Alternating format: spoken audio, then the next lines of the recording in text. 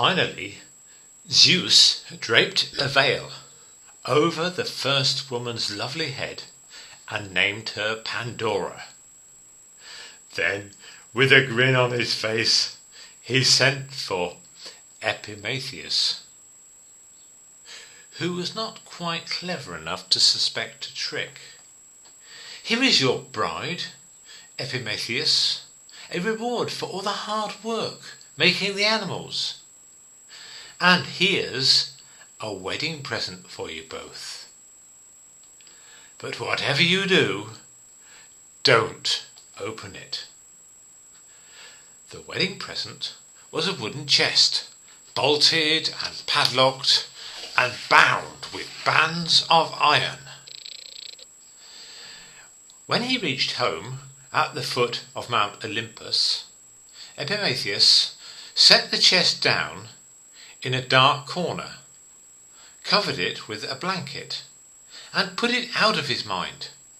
After all, with Pandora for a bride, what more could a man possibly want? In those days, the world was quite a wonderful place to live. No one was sad. Nobody ever grew old or ill. And Epimetheus married Pandora. She came to live in his house, and everything she wanted he gave her. But sometimes, when she caught sight of the chest, Pandora would say, "What a strange wedding present. Why can't we open it?" "Never mind why. Remember, you must never touch it," Epimetheus would reply sharply. "Not touch at all? Do you hear?"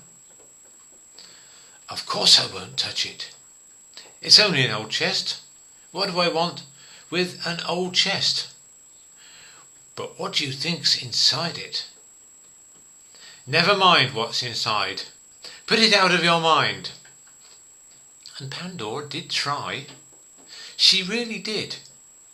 But one day, when Epimetheus was out, she could not forget about the chest. And somehow she found herself standing right beside it.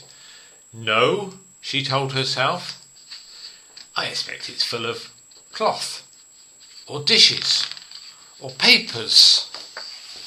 Something dull." She bustled about the house. She tried to read, and then, "Let us out." Who said that? "Do let us out, Pandora." Pandora looked out the window, but in her heart of hearts she knew that the voice was coming from the chest. She pulled back the blanket with finger and thumb, and the voice was louder now. "Please, please, do let us out, Pandora." "I can't, I mustn't." She crouched down beside the chest. "Oh, but you have to. We want you to. We need you to, Pandora." "But I promised." Her fingers stroked the latch. "It's easy, the key's in the lock," said the little voice, a purring little voice. No, I mustn't," she told herself. "But you do want to, Pandora, and why shouldn't you? It was your wedding present too, wasn't it? Oh, all right, don't let us out. Just peep inside. What harm can that do?" Pandora's heart beat faster. Click, the key turned. Clack, clack, the latches were unlocked. Bang! The lid flew back, and Pandora was knocked over by an icy wind full of grit. It filled the room with howling. It tore the curtains and stained them brown. And after the wind came slimy things, growling and snarling things, claws and snouts, revolting things too nasty to look at, all slithering out of the chest. "I'm disease," one said. "I'm cruelty," another. "I'm pain," and she's old age. "I'm disappointment, and he's hate. I'm jealousy, and that one there is war. And I am death," said the smallest purring voice. The creatures leapt and scuttled and oozed through the windows, and at once all the flowers shrivelled, and the fruit on the trees grew mouldy, the sky itself turned filthy yellow, and the sound of crying filled the town. Mustering all her strength, Pandora slammed down the lid of the chest. But there was one creature left inside. "No, no, Pandora, if you shut me inside, that will be your worst mistake of all. Let me go."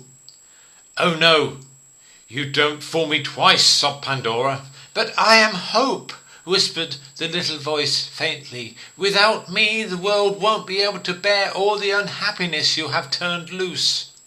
So Pandora lifted the lid, and a white flicker, as small as a butterfly, flitted out and was blown this way and that by the howling winds.